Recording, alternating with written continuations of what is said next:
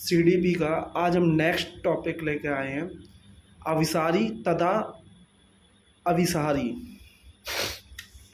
अपसारी और अभिसारी, ये दोनों टॉपिक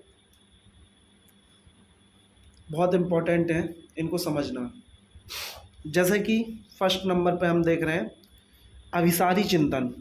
जब चिंतन एक ही प्रकार से एक ही दिशा में या कई बिंदुओं से शुरू होकर एक बिंदु तक पहुंच जाए तो उसे कौन सा चिंतन कहते हैं? अभिसारी चिंतन कहते हैं। इसके अन्य नाम भी है रूढ़िवादी चिंतन, परंपरावादी चिंतन और लंबवत चिंतन एवं एक दिशीय चिंतन। मतलब कि एक दिशा में होने वाला, मतलब कि हम एक तरीके से सोचते हैं जैसे कि ये कोई एक वस्तु है और इसकी तरफ कोई चीज़ें आ रही हैं, ये सारी आ रही हैं, ये सभी एक ही बिंदु पे आके मिल रही हैं। ये देखो, ठीक है। अब उदाहरण के लिए अभिसारी चिंतन मतलब कि एक कागज है और जब जैसे कि सूरज की किरणें जो होती हैं, सूरज की किरणें जब एक साथ एक कागज पे पड़ती हैं, जैसे हमारे पास एक कांच का वो रहता है तो उसकी जो किरणें रहती है उसमें से जब एक जगह हम कागज पे डालते हैं तो वो क्या करता है?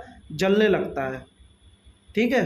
तो उसी प्रकार हम कह सकते हैं अभिसारी चिंतन। अब नेक्स्ट हमारा कौन सा है? अवसारी चिंतन। अवसारी चिंतन इसका बिल्कुल अपोजिट होता है, यानी कि उल्टा होता है। किसी समस्या पर विभिन्न तरीके से चिंतन करना, मतलब कि कोई समस्या है उस पर हमको विभिन्न प्रकार से चिंतन करना है, यानी कि उसके हम कई रास्ते ढूंढ रहे हैं उसका, यानी उस समस्या को हल करने के लिए कई तरीके के रास्ते ढूंढते हैं हम। नहीं, इस प्रकार से इसको सॉल्व किया जा सकता है, इस प्रकार से किया जा सकता है, तो उसे हम बोलते हैं अवसारी चिंतन, ठीक है। समाधान देखो बोल भी रहे हैं, किसी समस्या पर विभिन्न तरीके से चिंतन करना या उनके समाधानों पर चिंतन करना, यानी अनेक समाधानों पर चिंतन करना या एक बिंदु से शुरू करके कई बिंदुओं तक चिंतन करना अवसारी चिंतन कहलाता है। जैसे खुले अंत वाले प्रश्न या निबंधात्मक प्रश्न, मतलब कि खुले यानी अपने विचार देने के लिए कई क्वेश्चन ऐसे होते हैं कि उस पर अपन कई विचार दे सकते हैं, ठीक है। अब ये बिल्कुल उल्टा है, देखो अभी क्या है, ये सारे अंदर की तरफ आ रहे थे, अब ये क्या बाहर की तरफ जा रहे हैं सारे, एक बिंदु से बहुत सारे, ठीक है। इसके नाम कौन कौन से हैं? अन्य नाम वास्तविक चिंतन, वैज्ञानिक चिंतन, सृजनात्मक चिंतन, गैर पारंपरिक चिंतन, बहुविध चिंतन है, बहुदर्शीय चिंतन, ठीक है। प्रश्न किस प्रकार? अगर पृथ्वी पर वृक्ष ना हो तो क्या होगा? अब जैसे कि यदि पृथ्वी पर वृक्ष ना हो तो अब नहीं होगा, तो सब लोग अपनी अपनी राय देंगे अलग अलग कि यदि नहीं होंगे तो कैसे जीवन यापन किया जाएगा, क्या किया जाएगा, क्या नहीं किया जाएगा, ठीक है ना। अब जैसे कि मैं इसी अभिसारी चिंतन को मैं कहता हूँ, मैथ में लेते हैं, अब दोनों में अंतर देख लेते हैं। जैसे अभिसारी है, अभिसारी, और एक तरफ दिया है अपसारी,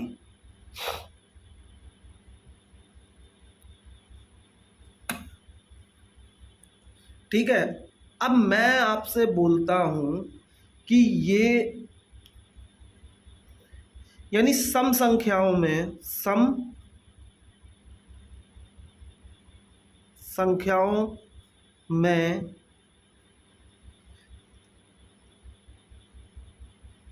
तीन से छोटी सबसे तीन से छोटी ये कौन सी सम संख्या एक होगी? यदि मैं ये पूछूं, एक केवल एक संख्या पूछूं, तो आप क्या बोलोगे? 2। अब ये बताओ, इसके अलावा कोई और हो सकती है सम संख्या? नहीं हो सकती ना।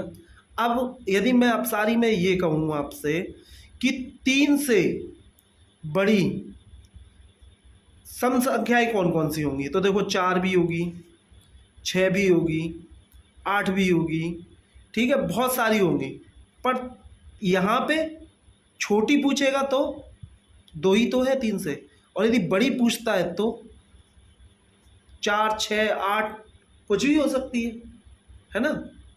तो इसी प्रकार से अपसारी और अभिसारी में दोनों में अंतर है, ठीक है। यदि आपको समझ में आया हो तो आप मेरे चैनल को सब्सक्राइब करें और लाइक करें। Thank you for watching my video.